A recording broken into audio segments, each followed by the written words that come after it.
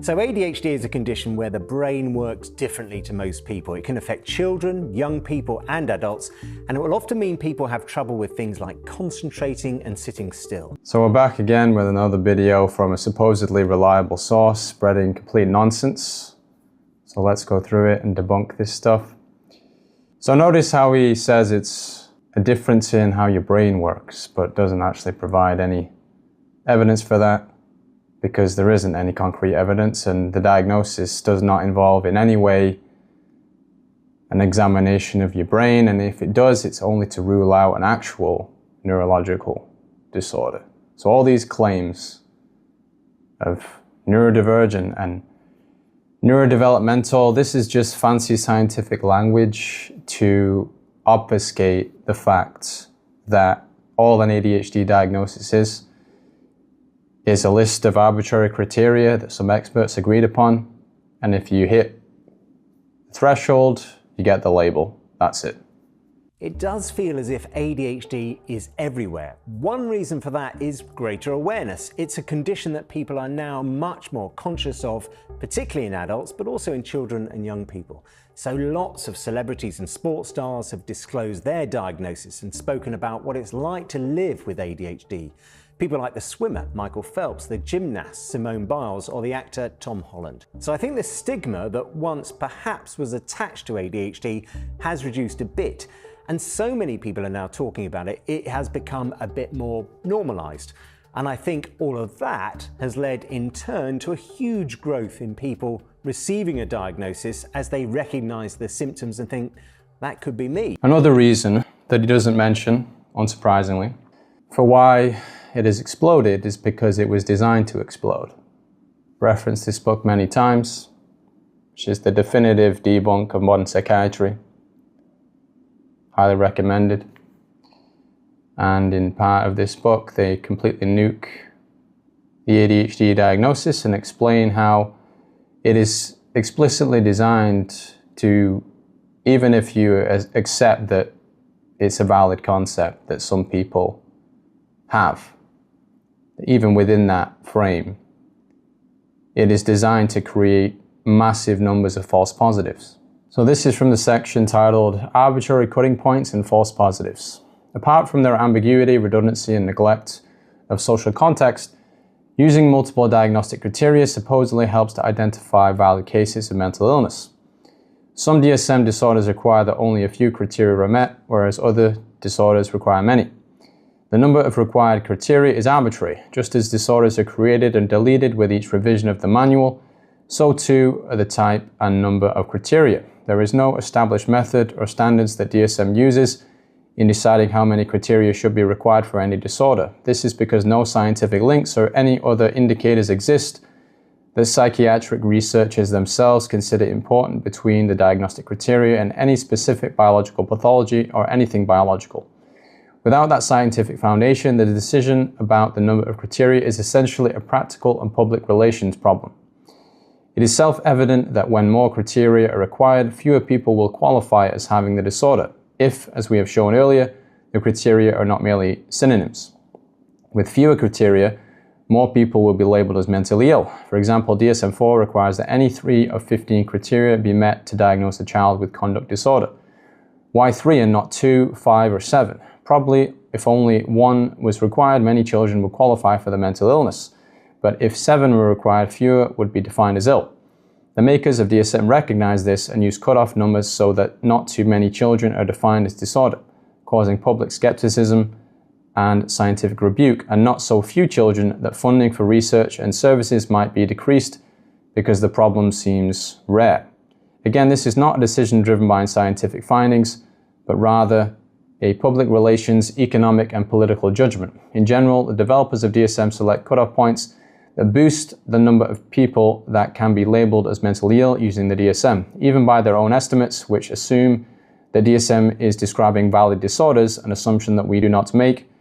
They acknowledge that the diagnostic system makes 2 types of misdiagnosis. The first, mentioned previously, is what is called a false negative, which is to falsely identify a child as not having a presumed disorder when they actually do have such a disorder. The second, called a false positive, is falsely identifying some children as having a presumed disorder when they do not have that disorder. Using several standard computations, the rate of both types of errors can be calculated. For example, looking at the list of criteria for disorders for children and adolescents in DSM-4, the misdiagnosis or error rate for the diagnosis of ADHD is about 38%, for conduct disorder about 11%, and for oppositional defiant disorder about 21%. Of course, these computations assume that the diagnostic categories are valid. The overwhelmingly more frequent error is identifying children as mentally ill who are not. For example, with ADHD, for every 1,000 children screened using the DSM criteria, about 4.5 with ADHD would be incorrectly diagnosed as not having it, false negatives. But 370 kids who don't have ADHD will be misdiagnosed with it, false positives. These error rates were known before the criteria for DSM-4 were selected. In other words, the makers of DSM-4 chose cutoff points for DSM children's disorders that routinely exaggerate the prevalence of presumed mental disorder in the population. The ambiguity and redundancy of criteria, the neglect of social context in identifying the meaning of behaviors, and the arbitrary method of establishing cutoff points contribute to additional, more profound problems with validity of DSM categories. So this is why this explosion has occurred. It was built in. Design. It's not a bug, it's a feature. Those symptoms we talked about earlier, restlessness, problems with paying attention, impulsiveness, they are all big clues. But to get a reliable diagnosis, you need to have a proper expert assessment. For children, that may come via your child's school. The school's Special Educational Needs Coordinator, or SENCO, may play an important role here in providing support in the classroom. But you can also ask your GP directly for an assessment, and that assessment will be done by an ADHD specialist, so maybe a paediatrician or a child and adolescent psychiatrist. Now, they'll talk with you and your child to find out about any symptoms, about family life, your child's development. For example, how old were they when they learned to do things like walking or reading? And they should also talk to the school to see how your child is doing there. For adults, the assessment is similar, but to be diagnosed with ADHD as an adult will mean you have to have had the symptoms as a child, they just weren't picked up or spotted. So the adult assessment will look at the history of your symptoms, when they started, what impact they had on school, but also the present day. So areas like work and education, family and friends, and a medical history including mental health issues. And they may also want to speak to someone who knows you pretty well, like a close friend or a family member. So this is what's actually in the diagnosis. They create all this fancy jargon around it, but it's not scientific in any way. The authors write, one of the most common diagnoses for children is attention deficit hyperactivity disorder, ADHD. There are 3 subtypes: inattention, hyperactivity, and impulsivity. For each type, there are supposedly different criteria. For inattention, 6 criteria must be met to use the diagnosis. The first criterion for inattention is often fails to give close attention to details or makes careless mistakes in schoolwork, work, or other activities. But this is restated in other criteria. Difficulty sustaining attention, does not seem to listen, fails to finish schoolwork, avoids tasks that require sustained mental effort, is easily distracted, and is forgetful in daily activities. 6 of the 9 criteria are explicit or clearly implied by the first criteria.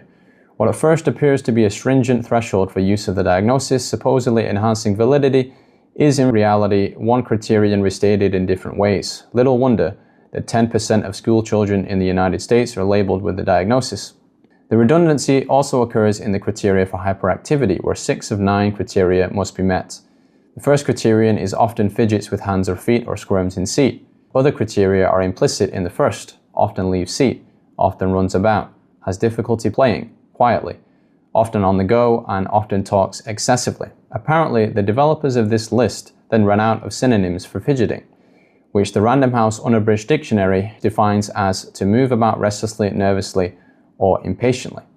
Similarly, there are 3 criteria for impulsivity, which also reflect upon a cursory inspection the same criterion. Often blurts out answers before questions have been completed, often has difficulty awaiting turn, and often interrupts or intrudes on others.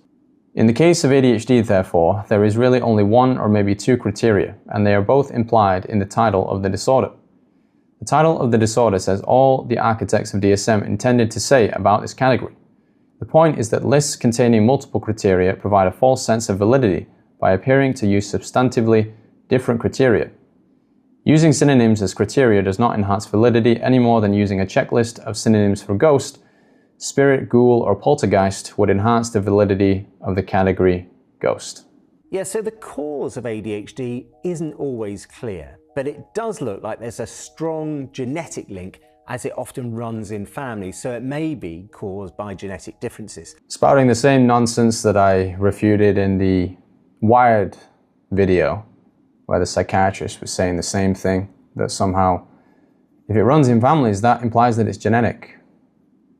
This guy doesn't have a clue what he's talking about. Something that runs in families, you cannot determine a genetic cause. If a kid is obese and his parents are obese, is it genetic? Or are they just simply eating the same food and they share the same environment and the same fridge? There are reasons why we do things like twin studies and these other types of studies that try to separate, isolate the genetics from the environmental stuff. Now, as I've mentioned before, the twin study stuff has issues, but certainly the family stuff is not proof of anything. So I don't know why they keep bringing this nonsense up. But other factors can come into play. So, for example, the NHS cites being born premature before 37 weeks of pregnancy, having epilepsy, a brain injury, or being autistic. Now, a lot of people with ADHD describe themselves as neurodivergent, which describes a range of different ways our brains work. Notice how he doesn't say anything about family, fatherlessness, problems in the home, divorce, abuse, chaotic environments, not allowing kids to sleep properly or remain relaxed, stress-free. Completely ignored. So ADHD has become better recognised and diagnosed, and again, it's being better recognised in some groups that were previously undiagnosed, so women, for example. And alongside things like a reduced stigma around conditions such as ADHD, there is much more public awareness, and also things like more people talking about it on social media. And after a long period of underdiagnosis where lots of cases in children were missed or just not recognised, there's now a bit of catch-up happening. There is another explanation that he conveniently leaves out, that I'm sure he's well aware of because the BBC has reported on it previously. Let's skip ahead and see if future him can give us an answer. So PIP, a personal independence payment, is the working age benefit which helps individuals in England, Wales and Northern Ireland deal with the extra costs of having a physical or mental health condition or disability. Now, it's based on whether or not you meet the criteria for completing certain daily living tasks. In addition, you need to be 16 or over, have a long-term physical or mental health condition or disability, you have difficulty doing those everyday tasks or getting around, and you expect those difficulties to last for at least 12 months from when they started. And plenty of people with ADHD do successfully claim PIP, around 100,000 in April of this year according to recent statistics. Now, just over half of those people were aged 16 to 24. And the number has gone up very steeply in the last couple of years. It was around 70,000 in July 2024, so just 2 years ago. That increase is likely due to some familiar factors, like an improved recognition of the condition to more people seeking help, plus changing expectations of support. Or perhaps when you pay people to be ill, you get more ill people. Ever thought of that? This is just basic economics this guy is overlooking. There's a common saying within economics, show me the incentives, I'll show you the outcomes. If you're a teenager and you can pass some basic checklist, which is all it is, and get paid for something that doesn't require any biological proof, why wouldn't you do it? I mentioned that the BBC had reported on this, so it's extra disgraceful that they act as if this is just about decreasing stigma, this kind of nonsense. So this is from early July. How a rise in ADHD benefits claims is adding to welfare spending challenge. BBC reports the total bill for working age sickness and disability benefits has been increasing rapidly since 2020. It currently stands at £58 billion and has been projected to rise to £78 billion by 2030, according to the Office for Budget Responsibility. More than 100,000 people with ADHD as their main condition now receive personal independence payments, PIP, an increase of 40% in these cases since Labour came to power 2 years ago. They continue, PIP is the working age benefit which helps individuals deal with extra costs of having a physical or mental health condition or disability. It was introduced in 2013 as a replacement for disability living allowance. You do not have to be out of work to claim PIP, and it does not come with requirements to seek work. People currently receive between £1,580 and £10,120 per year, depending on the severity of their condition. Official figures show total PIP claims in England and Wales now stand at 4 million, up from 3.6 million when Labour took power, an increase of around 400,000. The overall rise in claimants continues an earlier upward trend that was clear under the previous Conservative government.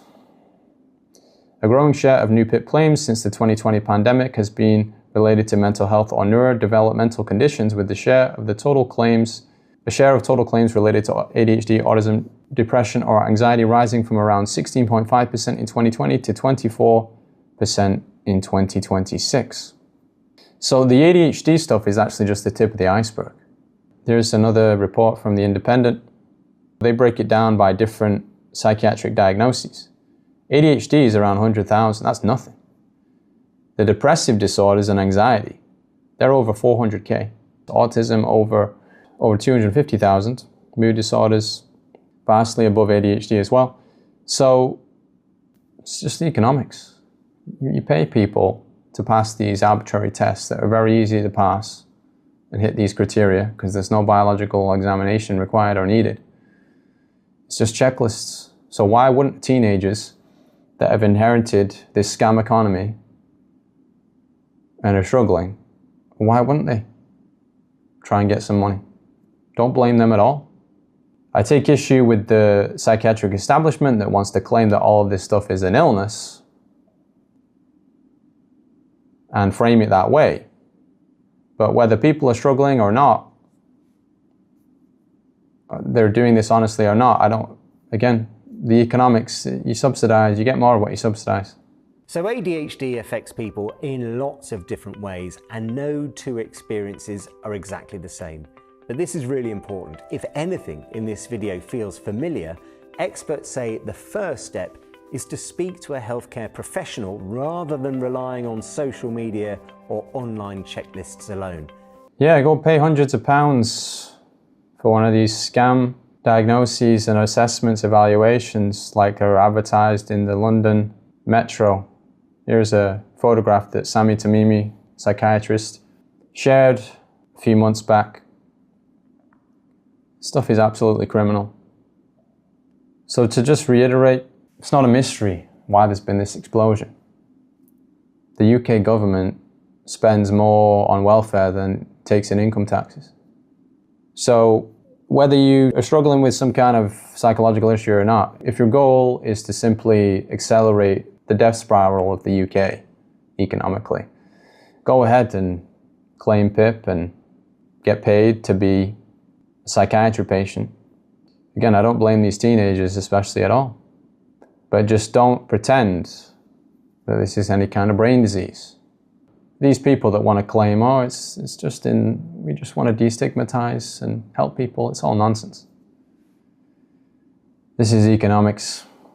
It's a massive money-making industry. Preying on people's empathy, as usual.